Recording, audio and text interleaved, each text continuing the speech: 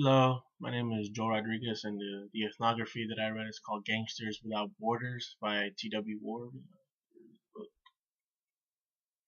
There you go.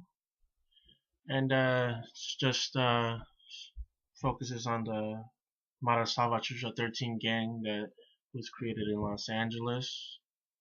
And the style, I would say, is a mixture of Chinas and Evans Pritchard.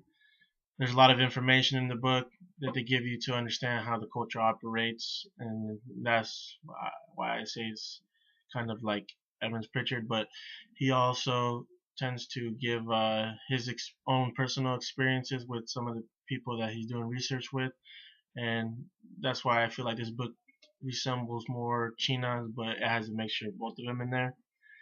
And Ward, he had difficulties doing the research just because doing research on a gang at the time was never done before. Nobody had really thought about it, and even he thought that it wouldn't be doable. He thought it was impossible because they wouldn't really accept the idea. But he went and tried for it, and really, he was able to do it because in the 80s, his research was done mainly in the 90s, early 90s, when gang warfare was really in its centerfold and really rising. But he had always done work in the Los Angeles area. He had always done some volunteer work in the urban areas in Los Angeles.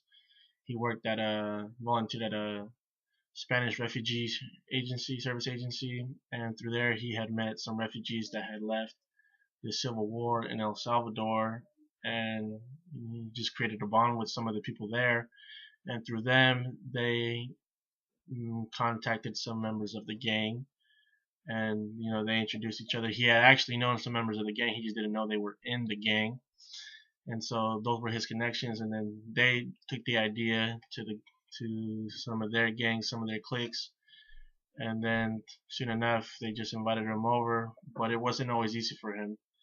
There was a few times where there was one instance where one gang member did not like the fact that he was there. They didn't. He thought that that Ward was up to something, and he was always skeptical. But most of the other gang members were okay with it. So in the end, he didn't do anything. And there was also another instance where, um, sorry, I just spaced out for a second. Some members of the gang had done research to see if he was actually telling the truth about what he was doing. They searched to see if he was an anthropologist. They searched to see if he was working with USC, and they told him about it. They told him that if he had lied to them, that they would have killed him. And they said it in a joking way because by that point they had already had a bond together, and so it was something that they could joke with. But they told him that, and it just kind of talks, and some of his research talks about.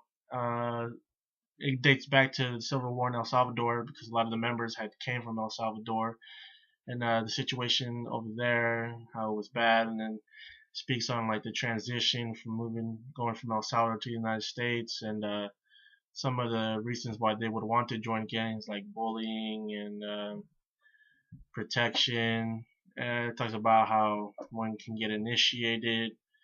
Talks about the origins of the gang. Like the gang used to be just a stoner gang called the Monticello Church of Stoners, so they weren't like your average street gang.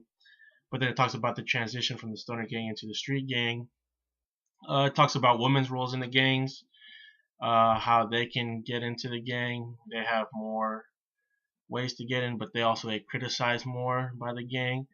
It talks about the lifestyles of the gang, how they have a live fast, die young approach.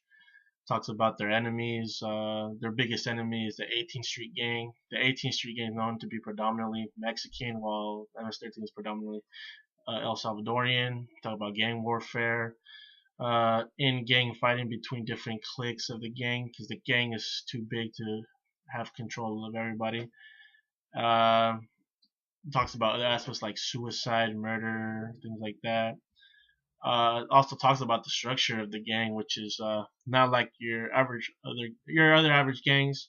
Street gangs, they have a democratic anarchy because they're known to be rebels a lot, and so it's not like they have a president, and then they have a commander, and then they have general and soldiers. No, they operate way different. And then it also talks about what one has to do to kind of distance himself from the gang with approval. Going to school, getting a job, having a kid, and then also talks about like the real effects of gang life and gang culture. And Ward, he he mainly gets his research from hardcore members, like the members that really did the stuff, like shootings, stabbings, robberies, things like that.